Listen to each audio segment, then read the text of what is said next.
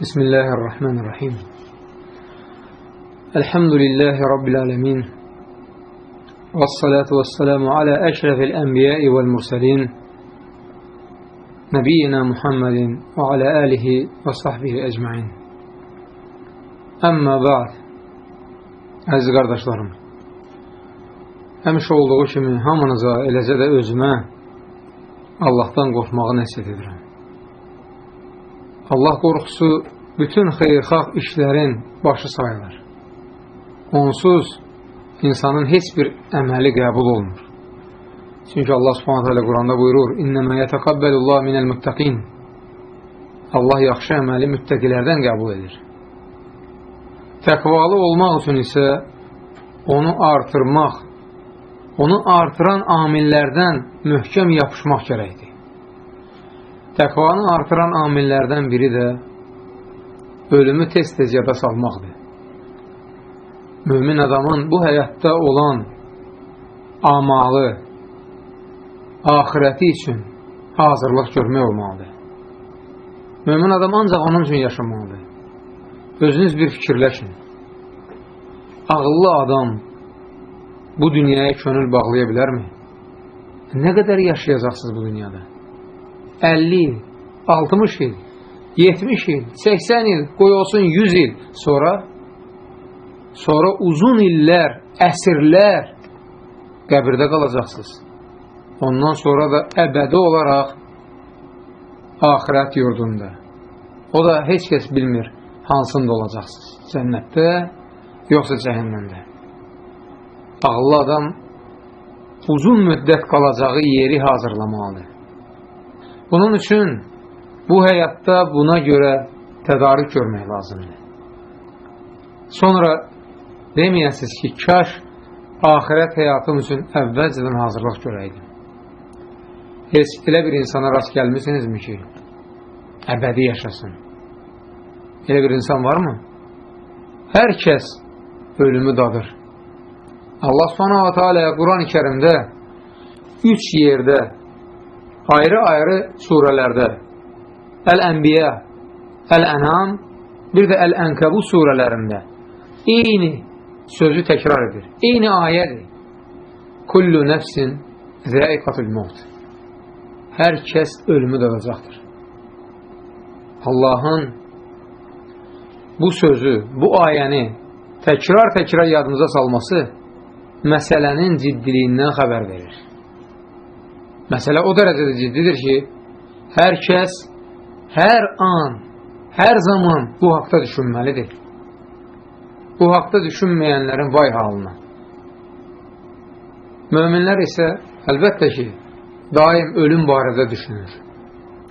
Peyğəmbər sallallahu aleyhi və səlləmin yolunu gedənlər daim bu haqda düşünür. Çünki Rasulullah sallallahu aleyhi və səlləm onlara nəsihət edib demişdir: bütün ləzzətlərə son qoyan ölümü tez-tez yada salın. Diqqət edirsinizmi qardaşlar? Sadəcə yada salın yox, tez-tez yada salın. Bu ölümü hər gün yada salmağa ehtiyac var. Bunun da bir çox yolları var. O yollarından biri nədir? Hər səhər və hər axşam Rəbbini zikr edirsən. Ölümü yada salırsan. O zikirləri Peyğəmbər sallallahu aleyhi və səlləm bizə öyrədib. Səhər yuxudan oyananda deyirsən: Elhamdülillahilləzi əhyənə ba'də mə əmətənə və ileyhin nuşur. Bizi öldürdükdən sonra dirildən Allaha həmd olsun. Biz onun huzuruna qayıdacağıq. Yatağa uzananda da sağ əlini qoyursan başının altına və deyirsən: Bismikallahumma əmutu və əhiyyə. Sənin adınla, ey Allahım, ölürük və diriləcəyik. Ölümü xatırlayırsan. Ölümü xatırlamaq hər bir müminin üzərinə düşən ən böyük vəzifələrdən biridir. İndi gəlin baxaq görək, Allah Subhanahu wa Ta'ala öz seçdiyi Peyğəmbərinə sallallahu aleyhi və səlləmə ölümü nə cür xatırladır? Səhl ibn Səad radiyallahu anh rəvayət edir ki, bir gün Cəbrail aleyhissalam Peyğəmbər sallallahu aleyhi və səlləmin yanına gəlib dedi: Ey Muhammed, nə qədər yaşayırsansa yaşa, axırda öləcəksən. Kimi sevirsənsə sev, axırda ondan ayrılacaqsan. Və nə əməl edirsənsə et, ona görə cavab verəcəksən. Bil ki, müminin şərəfi gecə namazı qılmasında, izzəti isə Allahdan başqa heç kəsə möhtac olmamasındadır. Allahu Akbar. Qardaşlar, bu möhtəşəm hədisdir. 5 şeyi bizə xatırladır. Xatırladır ki, öləcəksən, əzizlərindən ayrılacaqsan, əməllərinə görə cavab verəcəksən və əgər şərəfli və izzətli mömin olmaq istəyirsənsə, yalnız Rəbbinə bağlanmalısan, o da gecə namazlarında və bir də Rəbbindən başqa heç kəsə möhtac olmamalısan. Niyə möminlərin şərəfi və izzəti azalıb? Bəzilərində ümumiyyətlə yoxa çıxıb. Gecə namazı qılmadıqlarına və bir də Allahdan qeyrisinin əlinə baxdıqlarına görə. Odur ki, qardaşlar, indidən ölümünüz barəsində düşünün, ölümünüzdən sonraki həyata tədarük görün. Baxın, görün, Allah subhanahu teala bizə nə deyir? Qaçdığınız ölüm sizi mütləq haqlayacaq. Sonra siz qeybi və aşkarı bilən Allahın huzuruna qaytarılacaqsınız. O da sizə nə etdikləriniz barədə xəbər verəcək.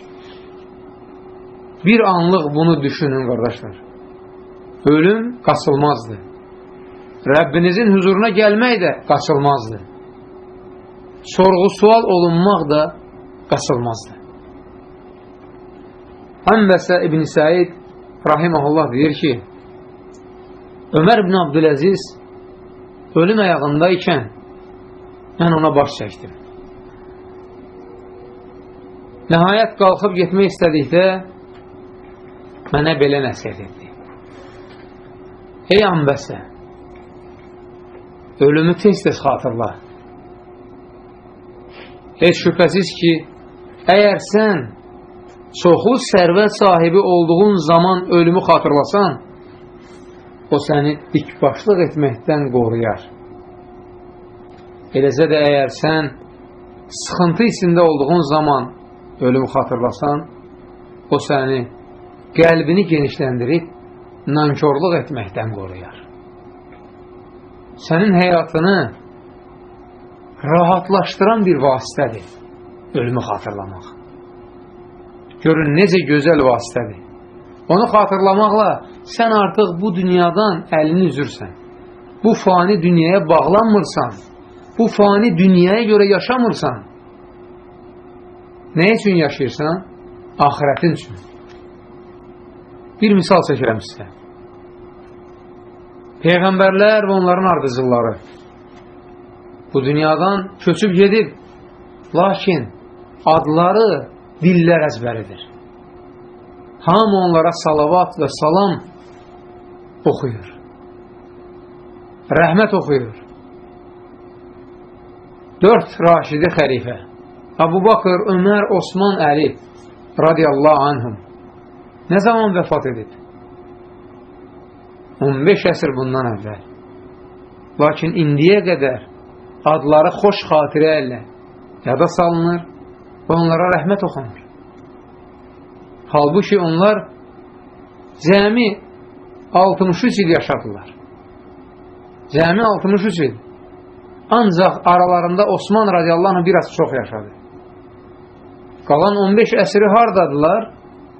Bərzaq həyatında. Onlar həmin o uzun müddətli bərzaq həyatı üçün hazırlıq görürdülər. Onu da qazandılar. Dillər əzbər oldular. Biz də həmçinin, qardaşlar. Ola bilər heç bizi tanımasınlar. Adımız bəlli olmasın.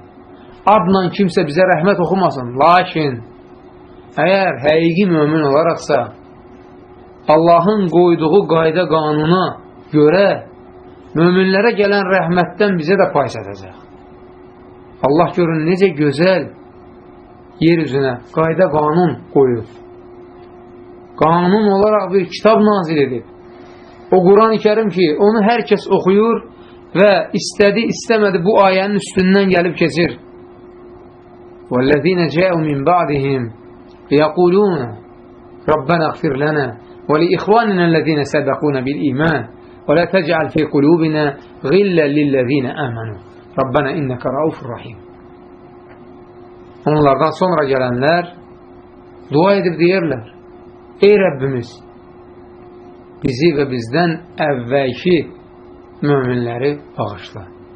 Bizim qəlbimizdə onlara qarşı kin-küdurətə yol vermə. Sən həqiqətən şəfqətlisən, rəhimlisən. Fikir verirsinizmi, qardaşlar? Sonraki nəsillər Quran-ı Kərimi oxuduqca əvvəlki nəsilə rəhmət oxuyacaq. Allah bizləri o kəslərdən etsin.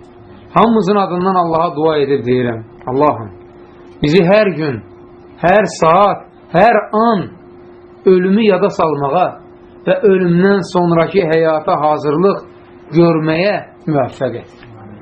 Allahım, bu dünyada qərib yerdə olduğumuz zaman, qəbirdə tənha qalacağımız zaman, qiyamət günü sənin huzurunda haqq hesaba çəkiləcəyimiz zaman və nəhayət cəhənnəmin üstünə keçən körpünün üstündən keçəcəyimiz zaman bizə rəhm et, bizə kömək ol və bizi öz mərhəmətinlə Firdovs cənnətinin sakinlərindən et. Allahım, ismətli olan dinimizi, içində yaşadığımız dünyamızı və qayıdacağımız axirətimizi islah et. Xeyirli işlər üçün ömrümüzü artır, ölümümüzü isə şər əməllərdən qurtulmaq üçün rahatlıq vasitəsi et. Subhanakallahumma və bihamdik, əşhədu ən la ilahə illə ənt, əstəğfiruka və ətubu ileyk.